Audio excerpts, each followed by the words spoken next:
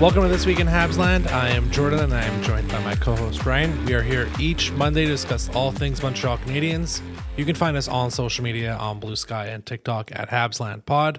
Now, Brian, I think if I'm being objective here, this in the 2.5 years now that we have done the podcast was the most fun week of hockey where there were games. I could argue that the Demidov and Hage week might have been overall more exciting, but in terms of on the ice play, this might take the cake as the number one week since we've started recording. I was thinking the same thing. Yeah. I don't think that there's another one. Maybe I should have gone through every week and checked, were there any other weeks where we destroyed three Atlantic rivals, whether you call them rivals or not, Buffalo and Detroit? That's up to you, but they are in our division, so it's nice to beat them all three games. Of course, that's the big caveat here, is that it was the Sabres who were in the midst of basically 10-game losing streak. Is it 11 now? 12? I don't even know how many. I'm appalled that Lindy Ruff, I'm happy about it, but I'm very surprised Lindy Ruff wasn't fired after the Montreal game with how bad they looked. Can I say one thing quickly on this? Yeah, please. I know we're in our opening spiel, but both Lindy Ruff and Barry Trotz.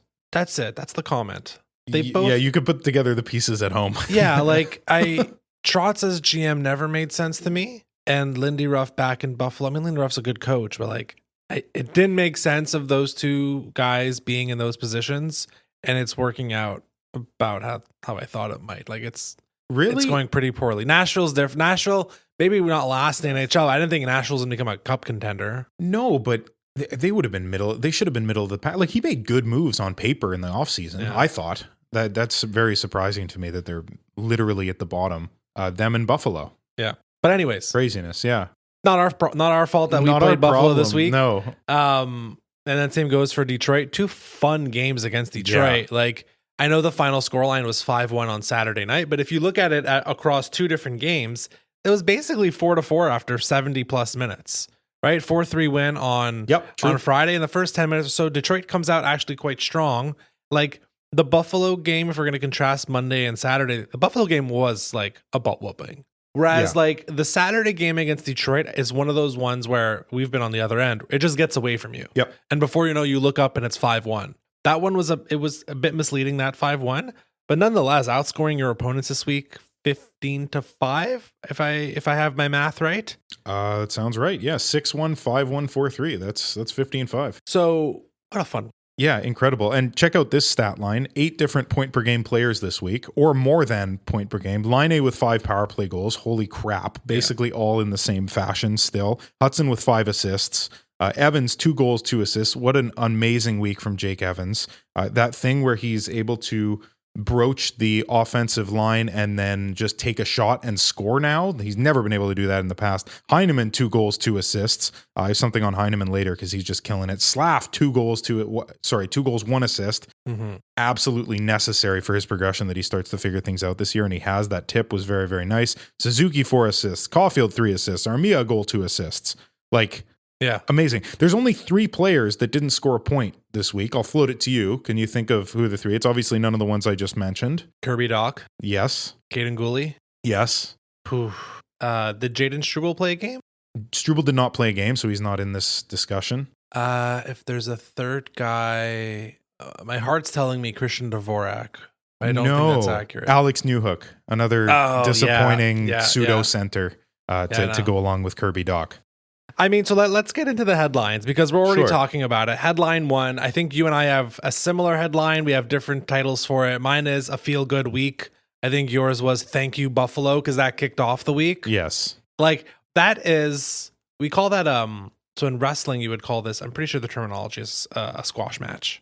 Okay. Where it's kind of a, or you also do them in college football early on in the season where you just kind of have these layup games where give you confidence give for you later. Confidence. You know you're going to be put over in this game. That's the wrestling terminology.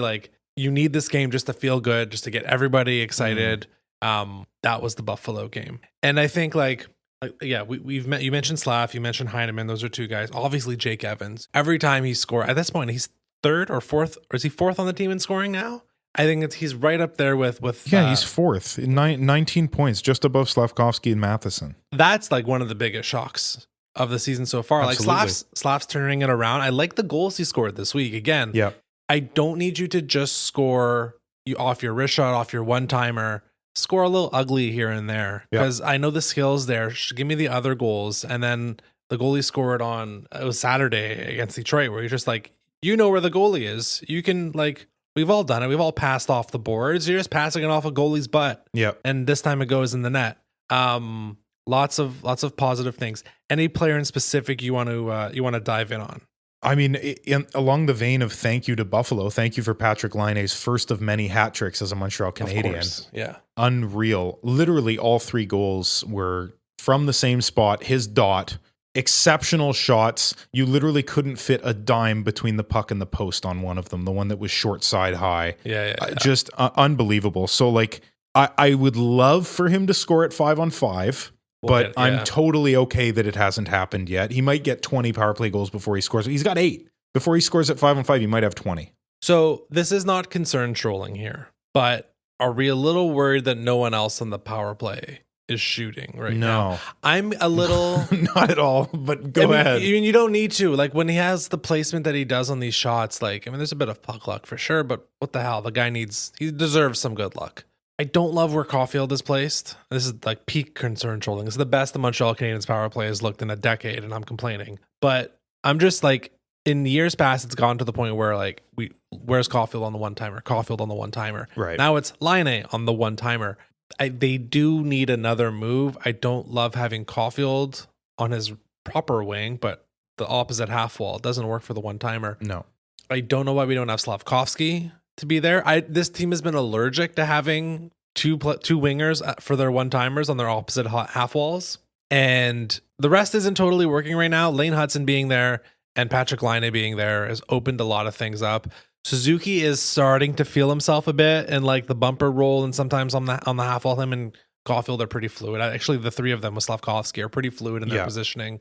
Suzuki's figuring out, like, I can actually make this pass to Laine and he'll get it. Yeah, right. Same goes for Hudson. So there's just a little concern there. It's like, well, here's where I say no, because what's going to end up happening with other teams defending this on their penalty kills, they're just going to put 2 guys on Laine.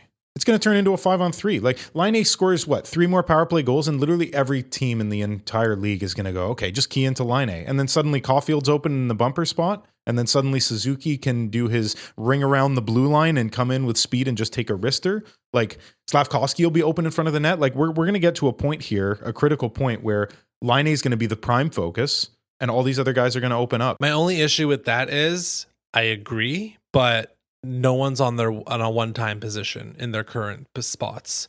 So that extra half second that the team is going to need to, like, because they're going to overcommit to Laine to make it back into their positions, you're losing that half second. Yeah. Because you have to let the puck cross your body, or you're going to have to turn your body to receive the puck and then get into your shooting position. That's where my weird concern is. Now, Slavkovsky at the net front can unlock a lot of things. Yeah, exactly. There, especially through Laine. Or Hudson as well. That's probably the recipe, honestly, is tap-ins. Yeah. Tap-ins after a tic-tac-toe where the fake out is Laine, and then suddenly it's on Slavkovsky's stick or Suzuki's stick right in front of the net. And, no goalie's stopping that. So that might be the avenue to success. On Laine, I wanted to do a quick trivia question because we were going to talk about Emil Heineman too. Who do you believe is leading the Montreal Canadiens in shooting percentage so far this season? So my gut tells me it's Laine, for sure. And you're bringing it up because of Laine, which means it's probably not him. Like, if this is an interesting question. So Laine is second. Wow. Emil Heineman is third. Okay. You already talked about him. Jake Evans. Is that right? Jake Evans is at 25% right now. That's insane. So it's unsustainable. Good for you, Jake. It's everything he's shooting right now. Everything Jake Evans does, it turns to gold right now. It's a great streak to be on. We needed the team. We've talked about it forever. The schedule's turning to death in 5 days. They needed a good run. Yeah. They have succeeded in getting that good run. There's one more game, which when this podcast drops, it'll be the night of the Columbus game. Yep. So we won't obviously talk about that. But they got their good stretch, and, like, Evans is firing on all cylinders. The power play is the best, like I said, it's looked in decade. Emil Heineman, let me quickly turn to him. Yeah. Okay, so one of the goals he scored this week on the Friday, goalie probably should have gotten that one. But The other goal he scored this week, which was the one he ripped away from Armia. It was on a pass. I'm blanking on which game it was. But that was another one where you look at it, you're like, okay, that's not bottom 6 shooting. That's top 6 shooting. Right. He has been very confined to a bottom 6 role, which I think is fine ultimately. But slowly, the evidence will mount for him to get a proper opportunity in the top 6. Now, the top 6 is a little confusing right now for one very awkward reason. But this could not have been a better start to his NHL career than what we've gone so far. For 33 games, I think he has 8 goals, and nothing about it to me seems fluky. No, he's a goal scorer, Jordan, and he's 3rd right now among NHL rookies this year. He's behind Celebrini and Michkov. That's amazing. But if you're behind them and only them, that's pretty damn incredible. They both are at 11 goals. He's at 8. Like he's not on their tails necessarily, but he's damn close. And to be 3rd in rookie scoring in a year that has this many promising rookies, that's an exceptional thing.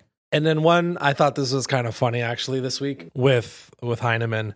I love the forecheck. I love all the energy he brings. The Armia goal, which was 19 seconds into the week, like you knew the week was going to be off to a great start when Armia scores that quickly. A bit of good fortune, obviously. What I thought was like, I don't know, I thought this was so endearing. So Armia scores almost like by accident, and him and Evans kind of are crossing behind the net right after the goal. And Armia kind of has to like jump towards Evans to like make sure they can like properly celebrate. You know, like not like when you jump on it, Caulfield is jumping on someone after a goal scored, it's like an OT winner or a big third period. This is 19 seconds into the game. We're not even warm yet. People have not arrived at the Bell Center yet. So it wasn't like, oh my God, what a big goal, like jump score, like we just celebrate. But Armia kind of had to do that. And I just saw Heineman trailing a bit and he was like, oh, we're jumping on this one. And he leaps into it like 2 seconds later. I thought that like he's having fun. Right. He's having fun playing with these guys. Him and Armia are pests on the forecheck. I mean, Evans too, obviously. They're pests on the forecheck. And that's how they scored. That's how they scored one of his goals this week. Just being a pain in the butt on the forecheck. One of the nicest surprises of the season. Maybe we just kind of like lost him for a year there. He was injured to start last year, but an absolutely great part. And that's good. We have this little base now. Like the bottom 6 has been very productive. Galley scored again on Saturday night. There's been good. Anderson's playing his role. It's the bottom 6 has been working. I love too that the 4th line is getting the nod to start games and to start periods now. Yeah. Consistently. It's not just like, okay, they're putting out their top offensive line, we should put out our defensive 4th line. No, it's every game. Let's start with energy. Let's start strong. So Evans, Heineman, Armia are getting the nod to start games now, and all 3 totally deserve it. And yeah, it's been outstanding. If you're ready, I'd love to extend my thank you to Buffalo in many ways, because obviously the Laine hat trick is huge, but them making the Canadians look that good on Tuesday night is pretty incredible. The Sabres being lethargic, they were undisciplined. They were just flat out unlucky at times too. You know, looking basically dead in the water from the get-go. Armia's 19 seconds in goal. And then the Habs took like 7 or 8 shots before Buffalo even took the next shot. So unreal. Then the hat trick. And then, so that's all just this game. Finally we're on the good side of a blowout. But also the thank you to the Buffalo Sabres has to extend to helping the Habs right the ship when we were the ones dead in the water in early November. Because you'll remember that in the first 15 games of the season, Habs are 4-9-2 in the midst of a 6-game losing streak. Then come our saviors. The Habs beat the Sabres on Remembrance Day 7-5, and since then we're over 500. So it's not all due to them, but the fact that we are now, since then, 10-7-1 on a 95-point pace since that Buffalo game, like, just thank you very much, Buffalo. If we had this start from the start of the season, we'd be at 38 points right now, middle of the pack with like Dallas, Ottawa, and Tampa. Which, sidebar, how are those the 3 teams in the middle of the pack? I thought Dallas would be top, Ottawa would be slightly below, and Tampa, I guess Tampa, that makes sense, but Dallas not being at the top is surprising. But anyway, thank you very much, Buffalo. Why can't we play them 10 times in a season? On that note, maybe to close out this part, I do find that I think we're in like solidly now in like the 3rd chapter of whatever the story of this season is. So if you'll allow me, please. Chapter 1 was the WTF chapter, 4-7-1, everything through the first Washington game, the 6-3 loss on Halloween, erratic play, brutal defensive zone coverage. And I think you were allowed to be legitimately concerned at that point. It's a 12-game sample. Like, what the hell is going on with this team? Then that pits. So again, Washington's end of chapter 1. Ironically, end of chapter 2 is the second Washington game. In this second stretch, I call this the stabilizing stretch. 6, 7, and 2. There's still some losses in there, and then bam, that Buffalo game you just talked about. So I'm happy you brought it up. And in that stretch, it took a few games, right, at the beginning there, where the defense started figuring it out, but the Canadians kind of forgot they had to also score goals, not only not let some in. Then we get to the Buffalo game where all hell breaks loose, and they're like, ooh, goals, fun. Good stretch, stabilize. And I really found in the last little bit here, the last 6 games, I'm calling chapter 3 back to our regularly scheduled rebuild. 4-2 in that stretch. There's the Winnipeg loss. I thought this is where we're going to be this season, where we're going to be able to start, like we've checked off some boxes already that I didn't think we had to return to on some of the defensive zone coverage. There's still issues with backup goaltending, but I thought we'd figured those things out in the first 2 years. Now in year 3, now it's like, can we take a little bit less penalties? Can we be a bit more disciplined? Can we get better on the power play? Right. Like, this is where I thought we would be going, and this is the stretch we're in right now. Who knows when it ends? I don't know when the next Washington game is. Right. But I think that's where we're in. Now we are in solidly what I thought we were going to be in all season of like, okay, this is an 80-something point team. Again, depending on where you cut it, they're on a 90-point pace, an 85-point pace, an 80-point pace. Like, oh, this is the team I thought we were going to get. And now part of that, of course, like there's 2 huge parts that like have transitioned chapter 2 and 1 to 2 and 2 to 3. It's less Primo and more Laine. Yeah. And there's also the Hudson flip into power play 1. Like there are reasons things have changed from a roster standpoint. But overall, their play, like Jack-Eye, first 10 games versus Jack-Eye these last 20 games. Yeah, completely different. And even you can see now these last 4 or 5 games, he's going up a level. Small one. But it got to the like first 10 games, we were like, is he an AHL guy? Where then it was, okay, solid number 6. He's doing okay. Now he's back to like, okay, number 5. And there's like a bit of offensive flair. He's getting into it a bit. He snowed the goalie on Saturday. I think it was in the first period. Pissed Lion off real good. Yeah. So like, this is where I thought we were going to be, and it feels good before heading into that death stretch. We got this good week, so thank you, Buffalo. Yeah, well, that's just it, right? It's important because the tilt against Columbus in Columbus today, that's the last game. That is the last game before 7 weeks of death. So that's the real test, right? Like, you've done it against bad teams now. You've figured it out. You figured out the defense. You've gone through these 3 chapters.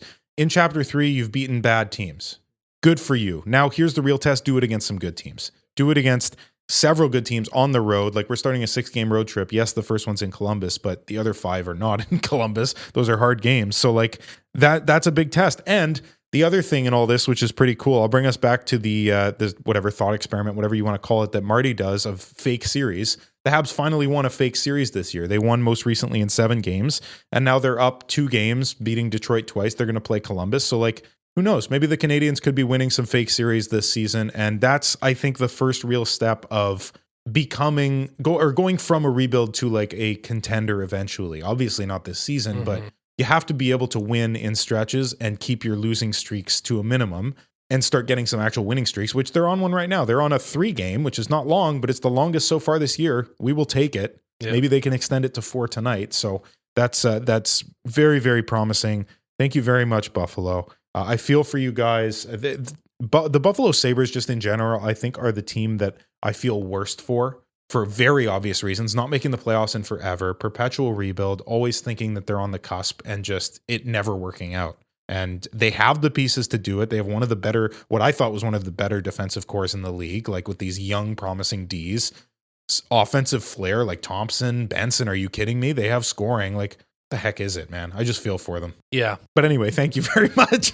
I'm good with that. I mean, also like bring it back to the Habs. Different sport, but Buffalo has Josh Allen right now, and I think they'll be okay ignoring the Sabres if the Bills finally do the deed this winter. Anyways, second headline. We haven't talked about it yet. Second headline is in my opinion, others will very much disagree, a bittersweet trade. This week, the Canadians traded Justin Barron to the Nashville Predators, speaking of Barry Trotz, for Alexandre Carrier, a right-handed defenseman, 28-year-old. I think you can describe him, Brian, as just like a quiet, stay-at-home-ish defenseman. Decent first pass. With good mobility. Yeah. Yeah. Not super, doesn't have much size, but that's all right. Carrier's 5 years older than Barron. I don't think anyone will disagree that he's definitely the better player than Justin Barron. In the first year of a 3-year contract, $3.75 million a year. Okay, that's all the big stuff. What are your thoughts, or what were your thoughts on both the trade and how his limited game time so far? He's played in the 2 games paired with Caden Gooley. We all love to see that. What have you thought so far? So I almost don't want to delve too much into the games just because it takes, especially with defensemen. Forwards, you could probably figure it out pretty quick, but defensemen, it takes a while to get used to the system. Used to who's covering who, the hybrid system especially, which, as we saw at the beginning of the year, it took the Canadians themselves a while to figure out. So a new player joining this team, it does help he's playing with Caden Gooley, one of the better defensemen on this team.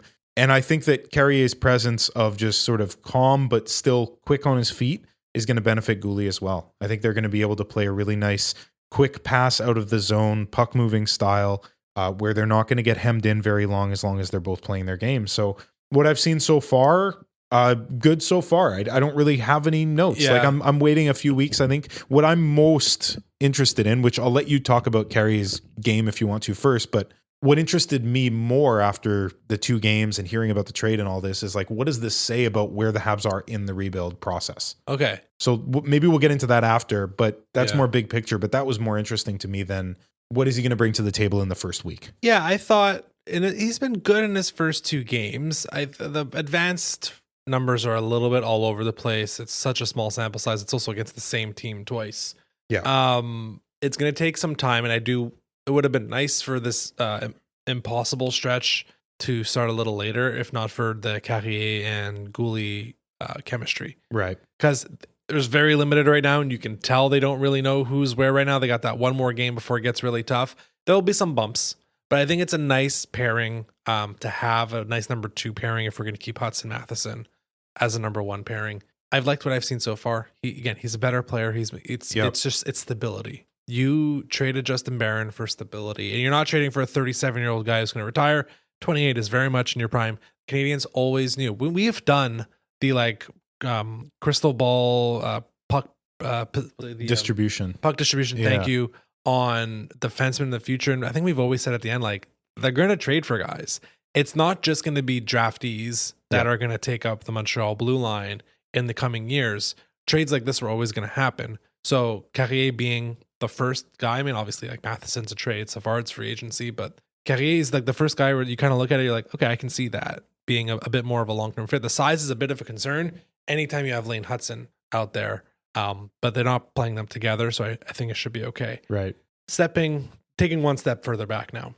Overall, I had like 2 main thoughts about this trade. One is, I wonder how much of this transaction was Kent Hughes asking, this is pure theorizing. I wonder if there were conversations between Kent Hughes and Martin St. Louis, and Hughes saying, we need to get Gooley on the left. This could definitely be me projecting right now. But I'm wondering, you and the entire fan base projecting, because that's all we wanted for years. So I'm wondering if it's like Hughes and St. Louis, maybe it's an ongoing discussion, right? Of like, we got to get this guy on the left. We think he is a stud. We've paid him like he's going to become a stud. Yeah. How can we get him on the left more consistently? And I wonder if MSL was just saying, like, look, man, I need guys on the right that I can trust. And I wonder if that was, again, like, not like evil, like, get Justin Barron out of here, but just that's just a discussion between coach and GM. And he says, like, I agree. Caden Gooley should be on the left side. I need someone I can trust on the right. All I have right now is David Savard. Yeah. David Reinbacher's hurt, so we don't know. Logan Mailloux, they clearly don't trust enough yet to be in the NHL. And Justin Barron, they never trusted enough. They were giving him games. We kept saying in the early parts of the season, he's getting a lot of rope. It's a bit confusing why he's getting that rope, but man, the team seems to believe in him. I wonder if this was, okay, we agree, we're giving him 20 games. And then after 20 games, they said, maybe let's move on now. Let's figure out an alternative option. I guess it's nice to know in hindsight the why of it, because on multiple occasions you and I both said this year, like, I don't really fully comprehend why he's getting this much of a leash. Like, Strubal's been playing better. Why isn't Strubel the one getting more leash? Yeah, they're having to make a decision. It was becoming crunch time, and perhaps I don't know if Trotz was interested in Barron from the start. My guess is no. I think that once the implosion kind of happened there, and he made that statement of like, if we don't right the ship soon, it's rebuild time. This is a first step towards a rebuild, going from a 28-year-old steady right-handed defenseman to a 23-year-old not steady yet, but could become very good defenseman still. Like to give up on Justin Barron at 23 years old when he probably hasn't gotten.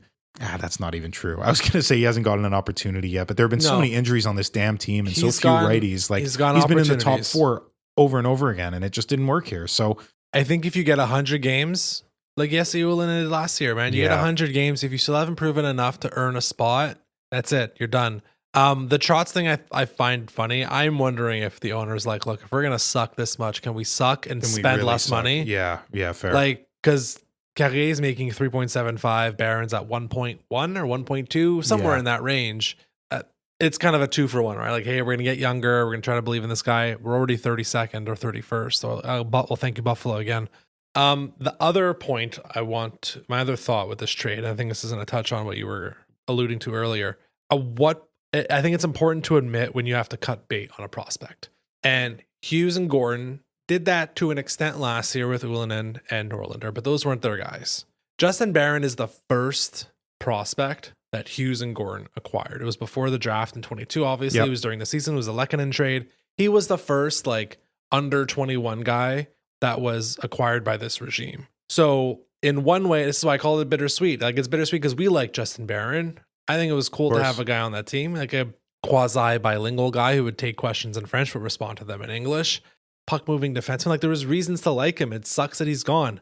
And I wonder if it's also bittersweet for Ken Hughes and Jeff Gordon, because that's the first real guy they acquired. But they realized, like, I think we have to move on. I think we are at a stage in the rebuild where, we need to start focusing on NHL, like Montreal Canadiens team stability. And this is one pretty easy fix to just, flip this guy again. You're getting older. You're getting a bit more expensive, but that's where they have made it into that part of the rebuild. How did you see that component of the trade? I agree with you. I think that by trading Justin Barron away, it is an admission that that first move didn't work as well as they would have liked. And seeing what Arturi has done with Colorado, just absolutely exceptional. Literally his goal winning the cup, and you can think what you will of that. I still think that it was a deal that they had to make, starting a rebuild, giving Arturi a chance to win. So I don't fault them for it. I don't want it to come across. I don't know if you do, but no. I certainly don't. Like, it was a move they had to make. They took a flyer on a very important position in the organization, a right-handed defenseman, which we don't have enough of. And I wonder also, like, you could probably still view this more as, no, it wasn't an admission that we were wrong. It was just, we have this opportunity because Nashville is suffering. They're really sinking right now. We have an opportunity to get a guy in his prime, offer some stability to Gouli, and to me, that's a win. So I don't see this so much as an admission of wrongdoing in the past or a mistake in the past. I think it's just, it didn't work out perfectly, but now let's leverage it into something else. And that's something that they've proven that they're quite good at, I think, so far, is that they're mobile. In any organization, you need people who can plug away and do their job and be really good. And then you need also people who, at the drop of a hat, can completely change gears and make a decision that sends you in another direction. And you have to be ready for that. And I think that they've proven that they can do both things. They can attack a rebuild in the proper structural way, but then they can go get an asset who's in his prime or close to his prime, like Laine, like Carrier. Doc and Newhook are the sort of flip side, where they're established to an extent, but they still have a long runway. They're young. So they're attacking this rebuild in a variety of ways, whereas a less creative and less good GM might just, okay, this guy's 29, trading him for draft picks. This guy's 33, trading him for draft picks. You can't only, like we did the analysis a year ago, 2 years ago, we've done it a couple times, of you need to be able to acquire guys in different ways to win cups of varying ages. They can't all be 25 when you win. You need varying ages. So I sort of see it that way. And I'm excited to see what Alexandre Carrier can do, another Quebec-born right-handed defenseman, which brings me to this question, Jordan. Is this also a means towards being able to trade David Savard, something that we didn't think was going to be feasible at the end of this season or at the trade deadline? Now this looks a little bit more feasible to me. I don't know if that would fly in the face of my theory about the MSL Hughes part, about how do we get Gouli on the left? Well, I need more stability on the right. You kind of destroy that stability if you get rid of one of the two stable right-handed guys. What it does say to me, though, is I think we considered it a hot take at the beginning of the year, was Savard re-signing. or extending the contract during the season. I think that's become a little less likely now. That's murky, yeah. I also don't know if Savard has that much actual trade value. He's slowed down a bit this year. Like, you're looking at a third pairing right-handed defenseman that can be on your penalty kill. And that's been confirmed, right? Because there was always that question, is he top four or is he bottom pair? Because he's done both. And now with Carrier coming in and going right into the second pair. Yeah. He is definitively a third pairing defenseman now. He wasn't last year. Last year he was great. Like, we had low key, we had considered him for a top 5 spot in our Habs MVP ranking last year. I think he just lost out to Montembeault in the last second of our discussion, but he's taken a bit of a step back this year, which totally makes sense. I don't think there's much value, but I do think he is, in a way, it is true that Carrier would be a bit of a replacement for Savard. How quickly of a replacement? Who knows? And different players, obviously. Yes. Like, Carrier is not going to block the amount of shots that Savard does. That's Savard's thing. I also think Savard, in all honesty, doesn't want to play anywhere other than Montreal at this point in his career. He came to Montreal for a reason. He has talked about how he wants his kids to be speaking French. I think it's very important for him to be in Montreal. I could see him coming back on a 1-year contract. Fair enough, man. That gives an opportunity for Reinbacher to make a little more of a smooth transition after an injury, maybe joining the AHL next year. Yep. And that you can bring up Mailloux possibly, but you've also got Matheson playing the right. So at the very least, what this move has done, trading Barron for Carrier, it makes the right side less pressing. It makes the issue of the right-hand side on D. You bought yourself some time. You bought yourself some time. That's exactly right. And eventually Matheson is not going to be the guy on the right-hand side. Whether he comes back to the left or goes elsewhere, who knows? But sooner or later, we're going to have 3 right-handed defensemen on the right side, which is going to be lovely. So you at least need one of you. I think you still can get away with just 2, but one of them has to be in your top pairing. No question. One of them has to play 24 minutes. I can understand an Engstrom Jack-Eye third pairing in 2 seasons, and one of them is on the right as a third pairing. Okay. But it's Reinbacher.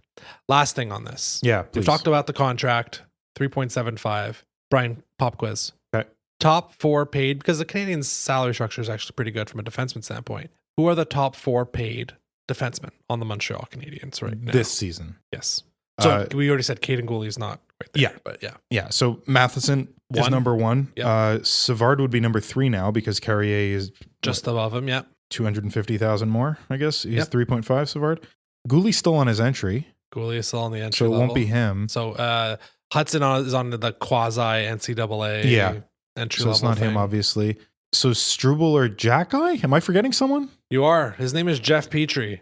Oh my God, no. Petrie's getting 2.34. I was looking through it earlier because a lot of people were saying, Carrier immediately, second highest paid defense. And I'm like, I mean, that's not that impressive. I know, so I'm like, who the heck is 4th? Because 5th is Jack-Eye. Jack-Eye's at 1.1 million. Right. Gooley's coming, right? He's about to become the highest paid. Yeah. And then Hudson not too far behind him, I'm sure. Jeff Petrie. Hilarious. Which, we kind of kicked his teeth in the last 2 games. Yeah, it was good times. Nice. Good times. Yeah, all right. It. Part 2 of the podcast. Last week we were very nice, Brian. We did Habs holiday shopping. Very nice to the players. Got them hungry hippos. We got them rollerblades for Slavkovsky. Rollerblades. So you were working on a rocket ship, I'm pretty sure, at one point. For Demidov, yeah. We were getting DVD box sets. There's tons of good stuff. We're flipping it a little bit this week. Hey, look, it's you and I talked about this. We wanted to do a Festivus, and I'll let you get into the description of Festivus for the uninitiated. It's a little tough to do this on a week where they go 3-0 and kick the teeth in all 3 games and 15-5 total scoreline. So it's shifted a bit. But Brian, for the uninitiated, what's Festivus? So Festivus was created by Frank Costanza of Seinfeld when he was in a store right before Christmas reaching for a doll for his son, and another man reached for the doll. And as Frank Costanza rained blows upon the man, he thought, there has to be another way. Yep. So Festivus, for the rest of us, is a holiday where you put up not a Christmas tree with glitz and the sparkles and ornaments and everything. And there's no tinsel. There's no tinsel. There's nothing like that. No, this is an unadorned aluminum pole that you put up, the Festivus pole. And you do a few things. You do the feats of strength, where the head of the household wrestles with somebody, and the Festivus can't end until the head of the household is pinned, being Frank Costanza in this case, much to George's chagrin. And then the other one, which we're going to get into shortly, is the airing of grievances, where you talk about how all the people in your life have disappointed you this year. Oh, yeah. We got a list. And so I was saying to Jordan before we started recording, like, I don't know that we could do this after a 3-0 week. Like, is this really fair to the Canadians? Yeah. So we've got some non-Canadians ones because we have to. But we still do have a couple Habs ones as well. But let's get into the airing of grievances ceremony here, Jordan. Yes. And I think it would only be fair for us to start with turning the tables on ourselves. Yes. And admit to our own imperfections and failures. So Brian and I have a couple takes that we've made over the past few years. Some of them might have been from this year. And we'll air those out before we start directing our blame outwardly. So I have two, Brian, I wanted to bring up. The first one is, and these are things that I've said on the podcast. At one point, I said that Raphael Harvey-Pinard was going to be a 20-goal scorer in the NHL. Yes, I said this during that 30-game run where he played with Suzuki and scored like 10 or 11 goals. I had strongly believed that he was not a fourth-line grinder. Everything in his in his hockey history to that point, from the Q to the A, had shown that he was a goal scorer, undersized. Like, we called him Lavaliger for a reason. Yep. It showed that he was a goal scorer, and there was a path there to 20-goal seasons. And I said multiple seasons. That's a mea culpa on me. Injuries have not helped him. I'll say that. Well, so that's your saving grace, Jordan, here, is that, like, in another universe, does he become Gallagher or close to that? I mean, Gallagher has 2 30-goal seasons. Is there a world in which Raphael could have had that path had he not gotten injured? I think there is one. It may be, it's a slow moving car crash is what we've been seeing with Harvey-Pinard's career. We've been noticing that the forwards coming up, he was going to get squeezed out in some capacity. If he didn't carve a role for himself, and injuries kind of prevented that, it doesn't stop from this being a bad take on me. So hand up, that's my fault. Over to you, Brian, before I get to my second one. That's all right, buddy. I'm going to go into one that we've been witnessing all season, basically. The proof's in the pudding at this point. When your starting goaltender plays both games of a back-to-back, you don't trust your backup. And I had said that Primo was ready not only for a backup role, but like a 1A, 1B with Montembeault this year. I think I was definitely wrong about that one. Look, he got hung out to dry in many of the games, but as you pointed out a few weeks ago, you still have to be able to make some saves and bail your team out. That's your role as the goalie. Like, someone makes a mistake on the ice, puck comes the other way, you have to be able to make some saves still. So mea culpa from me on saying that Primo was more than what he's become. Now, do I think that this season is a reflection of him and his future? No. I think that he's better than this. But is he a 1A, 1B guy, like a 1B? I would be hard-pressed to see a world in which that would happen, at least not in Montreal. They need to figure something out. I think you and we preached some patience in the past few weeks. I said give it a month. Marty is just not hearing it. He's like, the play, I mean, it's the ultimate sign of, like, I don't trust you when you don't play on a back-to-back as a goalie. Sucks for Primo, but that's just where we're at right now. My second...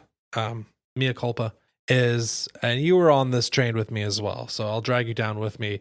We were firmly on the you do not need to trade, or you shouldn't trade Josh Anderson in 2023 at the deadline. Yeah. We were pretty firm. Now, we were okay with like a really good package, but we were like, you don't need to like sell him for scraps. We don't want 40 cents on the dollar here. We will take like 90, 95 cents. We want almost full value for a guy who was on a 20 plus goal pace. And then what happened was he had a brutal season last year, and he's been completely redefined this year. Still takes some dumb penalties here and there, but he's been completely transformed into a bottom six guy. He's finding space in a new role, but I do think now that I can say with confidence that was a mistake to not trade him in 23. Definitely a mistake to not trade him. The saving grace is that he's found this new role, that he's become a different player. He's a difference maker, not in the top 6 with his scoring and his speed and all that stuff. He's a difference maker now on the penalty kill, the way that he defends and the way that he forechecks and hits, which he always sort of had that stuff there, but you expected more in terms of offense. And I think that there was definitely a team that would have made an offer thinking that that's the player that he was. So you could have gotten value as a potential top 6 player rather than a bottom 6 for a lot of money player. Now, has the ship sailed on trading him? No, unless you want to retain half, because any less than half is not really fair value for Josh Anderson. You know what I mean? Like you would have to retain about 2.75, 2.5 at least to get him under 3, which is more of a bottom 6. And for a playoff contender, that could actually be valuable. But the other thing is here, they're not going to take him for the 3 years that he has. He has 3 years left on, like, including this year, right? Including this year, yes. Next year with 2 years left, the potential for a trade increases, and the year after even more so. But he's also aging, and other guys are going to come into the fold and take those roles. And so we may have missed the boat there. I think we did. I think the fact that the cap is going up, that 2 years at $5.5 million per year is not as insane as it was when the cap was 80. Now the cap's going to be 90 plus. But that was the peak of his value. He was a 20 goal guy, getting top 6 minutes, getting power play time. And we overplayed it. And hey, Hugo overplayed it, so I don't feel too bad. Anything else on your own takes before we start spreading the grievance? I've got a quick one because we already talked about how great he's been so far. Emil Heinemann. Yeah. I certainly didn't give up on him, but I and I don't know if I said it explicitly, but I did not expect this from him. So maybe a more minor, less egregious mea culpa on that one, but definitely Emil Heinemann, just absolutely surprising this year, doing such great things with his shot, and 8 goals so far as a rookie. Pretty incredible stuff. Not what I expected. Thrilled to see it. So I'm actually thrilled to be talking about that. I'm happy I was wrong. You kidding me? Yeah, and then the other one, just thinking about it right now, along the same lines, it's obviously Lane Hutson. Part of it also that was just a mechanism not to get my hopes up. Yeah, of course. I didn't think he'd be the Habs' number 1 defenseman by December.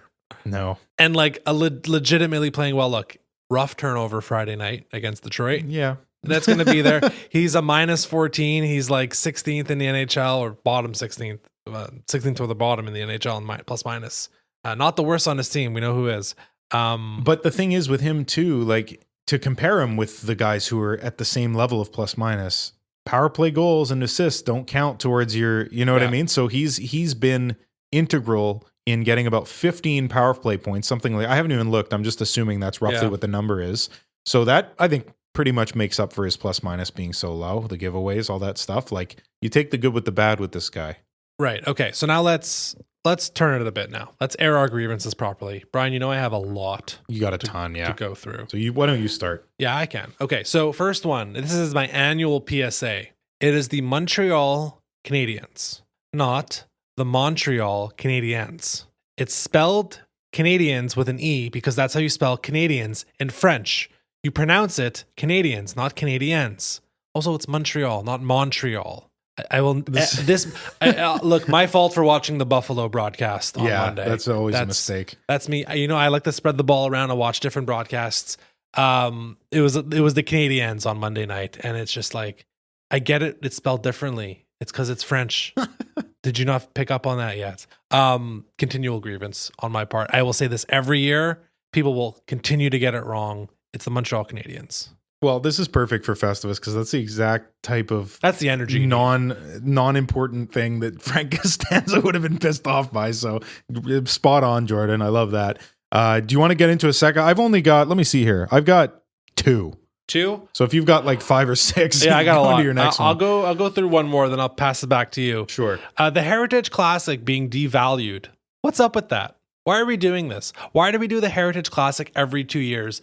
The Winter Classic, which I'm going to get into, is every year. There's these random Stadium Series games that happen like on a Thursday in March, apparently, and a Wednesday in February. And it just like, who cares? We'll just do a buttload of different outdoor games in the US. But the Heritage Classic, the Canadian one, it can only be biannual every other year.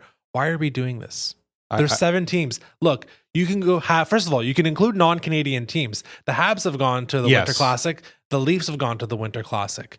You can involve Buffalo. Who wouldn't want to invite Buffalo to a game right now? Any of the original 6 teams, quite frankly, can come play the Habs or the Leafs. I'm sure Seattle and Vancouver would be an absolute great. I'm sure that's a rivalry. Quite frankly, it's a rivalry the NHL needs to pump some money into and care about. Because Vancouver, Seattle is a real beef in the MLS, and that you can drag. I mean, Portland's a bit stronger, but you can drag that into the NHL, I think, really easily. bring in Minnesota and Winnipeg. That's as close as they'll get to some rivalries. Mhm. Also, go to non NHL Canadian cities. Like, there's nothing wrong with going. I mean, they've done it, right? They've gone to Regina. They've gone to Tim Hortons. That was for a Winter Classic. Go to Quebec City. Yeah. I know the Laval Stadium's not that big. It's about 12,500.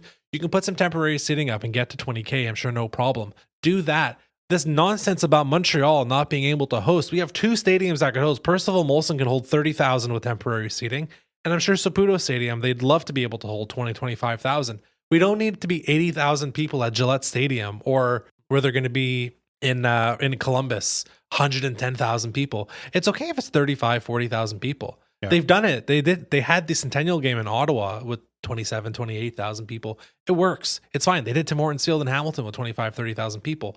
Move it around a little bit. Go to different places. Go to unique places. They went to freaking Lake Tahoe with no people in Nevada. I think you can probably go off to Halifax and have an 8,000 person game. Go somewhere in Northern Ontario. Go to Whitehorse. Like, there's so many creative ways you can use the Heritage Classic to make it mean something special. There's 7 Canadian teams, which means the Leafs are not going to be in it every other year. The Leafs can be in it every 5 years, and that makes it special, right? And now you're dreaming. The Leafs only being involved that much. But like, I'm just wondering, like, you can still make it a special event and have it like rotate around. Like, you'll have like 2025 could be like, or let's say like 2026 could be like Montreal, Ottawa, and Quebec City. And then 2027, you can have Vancouver, Seattle in Victoria. That'd be right. fun. And then in 2028, you can go back to Toronto and Detroit and do that in Rogers Stadium. Edmonton, Calgary is a win. Like there's so many iterations. I don't get why we devalue this, and compared to all the other outdoor stuff, the US gets 3-4 outdoor games a year, it feels like. And that makes it feel less important, because like the Winter Classic is dope and that's great. But then they have these random spinoffs that I find kind of dumb. But for some reason, we're not allowed to get more. So that's my Heritage Classic gripe. We need it more often. It needs to be every year. I love it. It's such a cool event. Let's make a special Canada hockey event. That's literally how hockey started. Outdoor. I mean, they shouldn't be playing with little cow turds, which is how it actually started. That's what a puck was, a piece of cow poop. It shouldn't go back to that, but definitely outdoor games in Canada. That's the way to reflect where hockey actually began. So there's something definitely special about that. I love that one. That one's really good. I'm going to go... This is pseudo-Canadian centric, a little bit of a goofy one, but this is probably the most important one we're going to talk about yet. On Tuesday night, the Laine Hattrick, all that stuff, whatever. The game was great. Who gives a crap? The actual best part of that evening, Jordan, the barbershop quartet doing the anthems. I know you don't like the anthems. I don't. But they did so well. So my grievance is that they don't do every single anthem every night in every building. Barbershop quartets all the way. That's it. No, that's a silly one, but... That's good. Yeah, I'm not going to do an anthem gripe today, because I think they're stupid to do them at professional sporting events. But when you do it well. I find it weird that sometimes they're televised and sometimes they're not televised, and also depending on the broadcaster, whether or not, like RDS will televise the anthem, but TSN, which is in theory the exact same program but just in English, will never broadcast the anthem. Very, very weird stuff. So, but full points to you on that one. My next one. The NHL needs to stop being such bitches when it comes to the NFL. So the main gripe with this is the Winter Classic. And this is maybe more college football, but what day is the Winter Classic supposed to be on, Brian? If I could pick... No. What day is it actually on, usually? January 1st? It's on December 31st this year. Yeah, that is odd. And it's explicitly because they're scared of football. In this sense, they're scared of college football. But in general, the NHL runs scared of the NFL. And I will say, the NBA, same boat. They are just as scared of the NFL. Like hockey finishing last year on June 24th, 23rd, it's purely a reaction to the needing the season to start later to avoid overlap with the NFL. Here's the thing. The NFL doesn't care about your feelings. The NFL added a week to their season recently, so now they're going into mid-February with the Super Bowl. You know what the NFL is going to do, Brian, in about 2 or 3 years? They're going to add another week. Of course. They're going to add another game. You know what that's also going to happen then? They're probably going to add another bye week. You know what that means? They're actually going to add 2 weeks. Yeah, right. They're going to be in through the end of February before we know it. The NFL doesn't care about you. You cannot run away from the monolith that is the NFL. You just have to deal with it. You have to trust your brand. You have to trust the fans that you've created in all these areas. Like, you have to trust it that fans in Florida will still go to Panthers games when the Dolphins are, having a good season. Yeah. You have to trust it that Rangers and Islanders fans are still going to care when the Giants and Jets suck all the time. So it doesn't matter as much there. But Buffalo is another good example, right? The Bills are on fire right now. They've been a really good run for 4 or 5 years. You still have to trust it. Like, the reason the Sabres are having attendance issues right now is not because the Bills are good. No, it's because the Sabres suck. It's because it's, you know what I mean? Like, that's not the issue. For sure. Stop running away. Like, trust your product. This frozen frenzy thing that the ESPN's done, I think it's great. I think it's revolutionary. They need to work on it. Yeah, a ton. But like, do that more. That's a good idea. They do that in October. They're not afraid of the NFL then. They need to do more things.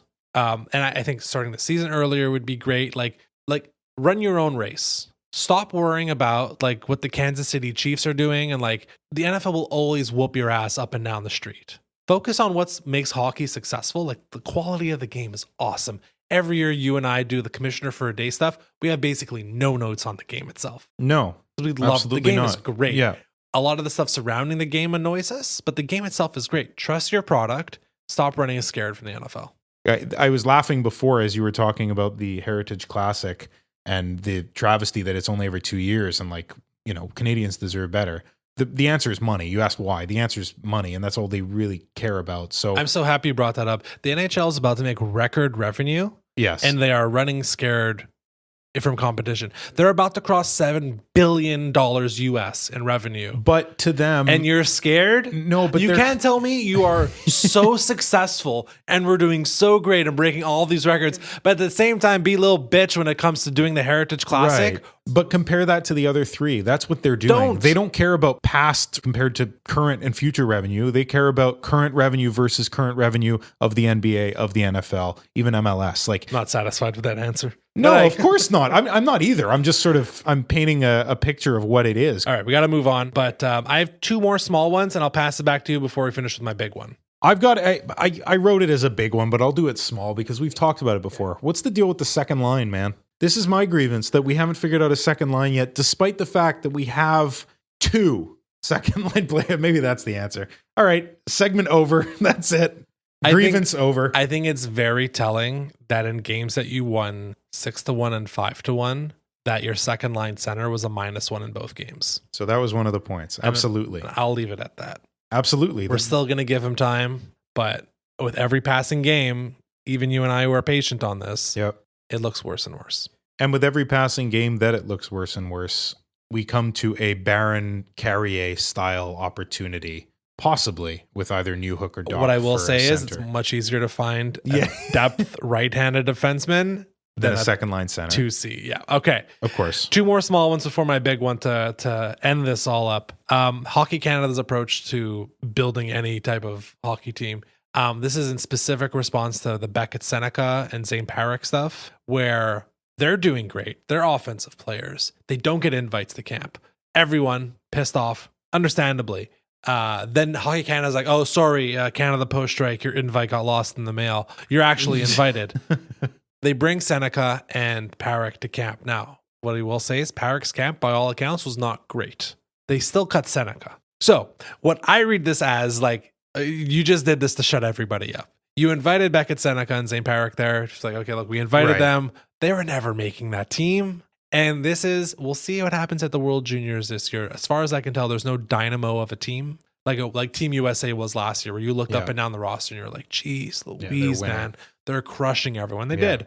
We'll see what happens with Team Canada this year. They have the home ice, but I'm not overly confident in the squad. And I'm worried that people will say like, oh, you're building a hockey team. You need 4 different lines to do different things. Okay, I understand that to an extent. What happens if your first line center gets hurt? What happens if your second line left winger gets hurt?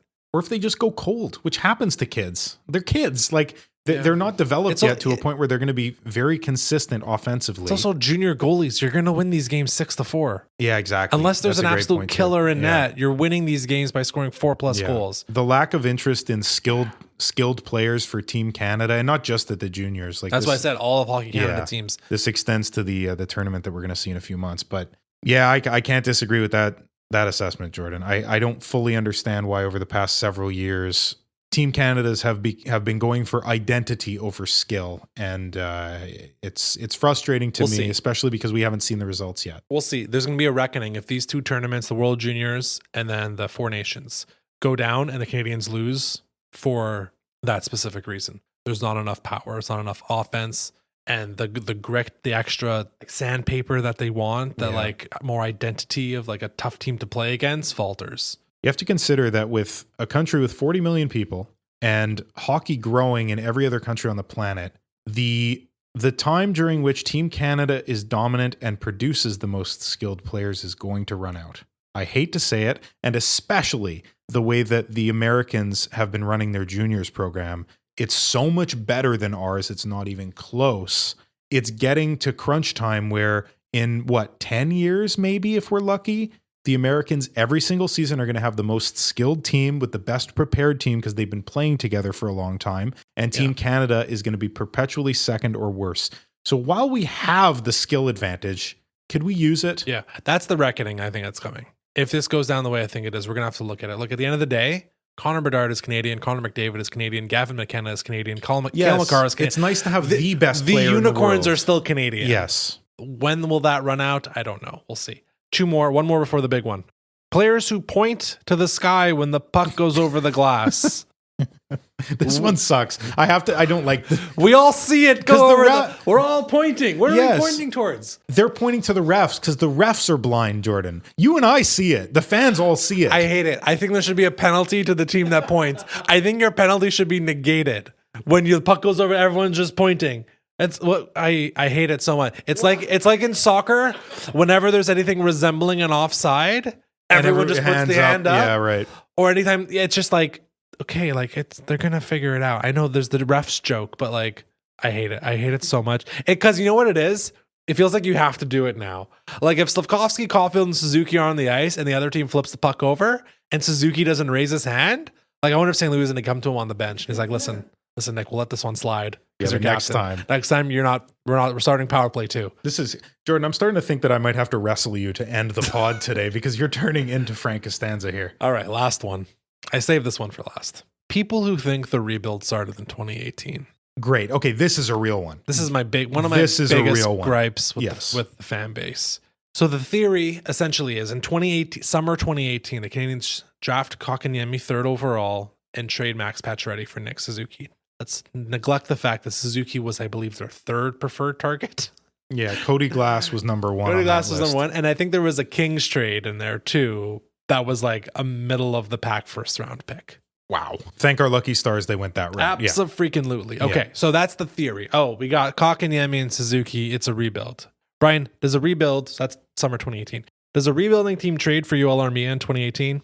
Does it trade for Brett Kulak in 2018? Does it sign Ben Sherratt in 2019? Does it trade for Joel Edmondson in 2020? Does it sign Ilya freaking Kovalchuk in 2020? Does it re-sign Jeff Petrie in 2020? That sounds like a team that's trying to like build a playoff team, you know? And win. Yeah, that's about right. Nothing about that tells me rebuild. Now, at the same time, you're drafting Cole Caulfield in 2019 in the first round. Guess what? You had a first round pick. You were going to use it on an 18-year-old. You can't draft a 26-year-old with a first round pick.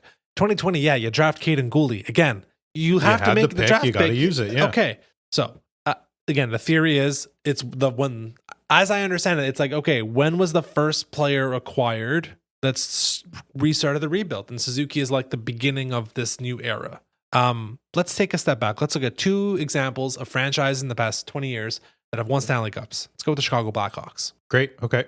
One playoff appearance from 1998 through 2008. They win the Cup in 2010. So when does their rebuild start? Now, they bottom out in 2006. They get Jonathan Taves. And then in 2007, they get Patrick Kane. So does that mean their rebuild started in 2005? 2006? When is the number one pick in the draft is Kane in 2007. So is it the 2006 draft where 2007 season where you finished last? And then let me bring this to you. Like Duncan Keith is drafted in 2002. Brent Seabrook 2003, Patrick Sharp 2005. Crucial parts of Patrick Sharp yes. was the best player on the team when they won the Cup. He didn't win the Conn Smythe we gave it to Jonathan Taves. Yes, exactly. Patrick Sharp was their best player. He's drafted in 2005. So now that becomes 2005. Yeah, but Duncan Keith is in 2002 and Seabrook and those guys, like they carry the team, Seabrook and Keith. Stan Bowman takes over in 2009. That's the new GM. And the guy before that, Dale Talon, was 2005 through 2009. So I can see you saying, okay, 2005, that's a new GM. This guy drafts Kane, he drafts Taves, and that he brings you into eventually what is the Stan Bowman era that wins the multiple cups. But then you got your top pairing defenseman and your number 2 center before that. So when did the rebuild start? Other example, Los Angeles Kings. No playoffs, 03 through 09.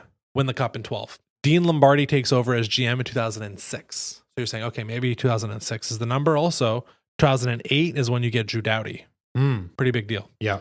Okay, but Dustin Brown was 2003 draft pick. Kopitar and Quick are 05. Before the GM comes in. Did Kopitar and Quick really have that much of a like? Did I don't know. Is the hottest goaltending playoff performance of all time relevant here? I don't know. Maybe. And one of the best two-way defense or two-way centers. Anze Kopitar is the only legitimate person you can bring up if they should have drafted him instead of Price. He's the only guy in that draft. Yeah, wow. It's still Price, but Kopitar is the one guy where you're like, borderline. Yep. So when does that rebuild start? Yeah. The point to me is like, this is all murky. Like, is it when the new GM comes in? Because if that's the case with LA, it's 2006. Is it when you have your crappiest season? Because then it's 2008.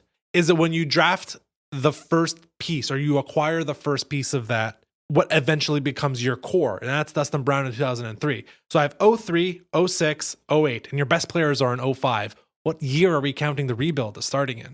The point is, like, it's a cultural reset. It's when there is a moment in time where it feels like you're flushing things out, and it's usually with a GM. We will argue that Marc Bergevin, from those moves that he made, Kulak, Sherratt, Edmondson, Kovalchuk, re-signing Petrie, that is not the move of a guy who is rebuilding. The moves that Hughes and Gordon have been making over these past 2 years, those are rebuilding moves. Those are rebuild moves, of course. So to say that the rebuild started in 2018, it's wrong, because like acquiring young players does not equal, like, Marc Bergevin decided to make the team bad in 2018. Like, or not decided, like the team just became bad because of the decisions that he made. He acquired a team that had, we've gone through this, right? He had 18 to 24 years old. Was like, I would love to compare that group of guys to the current group. I still think that other group was better.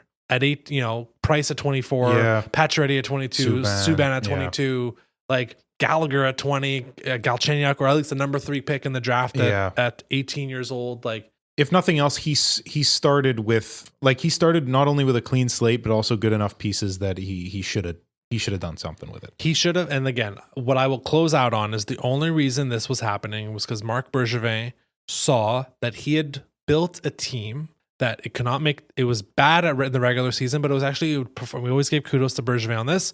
It could perform well in the postseason.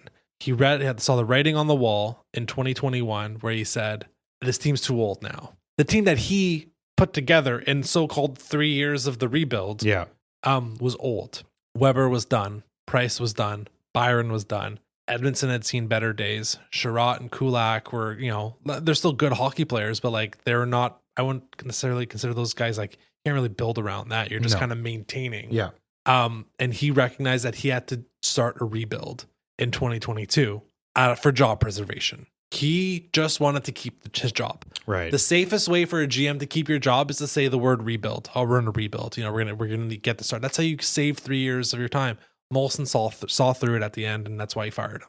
So all of that to say, like, Bergevin was right in identifying that a rebuild was required in the 21-22 season. But he did not start a rebuild in 2018. He acquired Nick Suzuki in 2018, and he drafted Kotkaniemi, which ended up not mattering. But just because you acquire young players does not mean that's when a rebuild starts. The team, by weirdly doing it, makes the playoffs in 2020 and has a deep run in 21, cup run 21. That's not a rebuild. The rebuild is what started in 2022 by accident.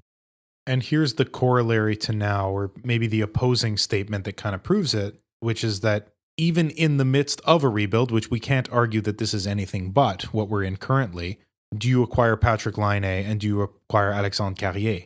You do if you think that those are good moves for the team. So the point I'm making is that if you're in a rebuild and you're acquiring guys in their prime, that doesn't make it not a rebuild. It doesn't mean, just because we traded Justin Barron for Alexandre Carrier doesn't mean that Team Hugo thinks we're making the playoffs this year and we're going for it and we're going to trade some future assets. No. That's not what that means at all. It means we need structure and depth and help on the blue line on the right-hand side, and we need scoring in our top 6. So that's why they got Laine. So both of those moves do not negate the fact that we're in the midst of a rebuild, the exact same way that acquiring Nick Suzuki and making moves that benefit your future don't change the fact that you're still going for it. Yeah. Last thing on this. Bergevin needed a scapegoat in 2016 when they missed the playoffs. That team was on a roll, right? 2013, surprise, makes the playoffs. Yeah. 2014, conference finals, Kreider happens. 2015, they just run up against a buzzsaw in Tampa Bay, but they made it to the second round. They had a good season. That was, again, arguably a better team than 14. 16, Price gets hurt. He needs a scapegoat. It's Subban. 17, they're coming back. They're strong. Lundqvist just outduels Price, and the Canadians falter. 18, we were still expecting to make the playoffs. Like 16, they don't make the playoffs because they implode. They recover a bit, but it's Price's injury. 18, that was the off-season blunder as well. Radulov and Markov. So he needed a scapegoat in 18, and it was Pacioretty at that point. Yeah. So that's another reason for, like, he didn't actually want to rebuild. He just wanted to, again, keep his job. Preservation. Anyways, airing of grievances was obviously always going to end with Mark Bergevin. If you've ever listened How to could it not? This podcast. But to wrap it up, we got very negative there. Rebuild's on track. They've been playing so much better. Hattrick Laine is a real thing. Lane Hutson's on the first wave of the power play. We need to get Samuel Montembeault some nights off, but hey, well, like one step at a time. Kirby Doc, you can do it. Trending upwards. Yeah, definitely. And now's the time to trend upwards, because if they were still playing as poorly as they were at the start and going into this death stretch, that would be a nightmare. They would be going, 16, 17 games, I think you said? They would be going like 2-15. So yeah, it's going to be a really interesting stretch now that we're about to hop into it, because they're playing well. Test. They're playing well. I wonder how much they're going to trust Primo and if a move might have to be made. Yeah, because bottom of the league is not the goal right now. The development of this young core is the goal right now. They've made that clear. We're 8th from the bottom. If we beat Columbus tonight, we pass them in the standings and we'll be like 9th from the bottom. I think tied for 9th or 10th from the bottom. So that's absolutely great. After the start, like the first 12, 15 games of the season, this isn't what I expected, this type of turnaround happening this quickly and this well. And Patrik Laine is to be thanked for that. Lane Hutson figuring it out is to be thanked for that. The top line working at the very least, Suzuki and Caulfield playing very, very well. And Monty, you can't give Monty enough praise for the way that he's turned his season around after people had written him off at the start. Now making the Four Nations, now playing some incredible hockey every night on back-to-backs, both games, like real deal. It's trying to earn that starter position in February. Okay, well, that'll do it for this week's episode of This Week in Habsland. We'll be back next week to start talking about the beginning of that rough stretch. There's the back-to-back in Florida to get that 16-17 game stretch started. So we'll be here to cover it. You can find us on social media at Habsland Pod on Blue Sky and TikTok. And if you like what you heard, feel free to leave a 5-star rating on Spotify and Apple Podcast. Until next Monday, go Habs.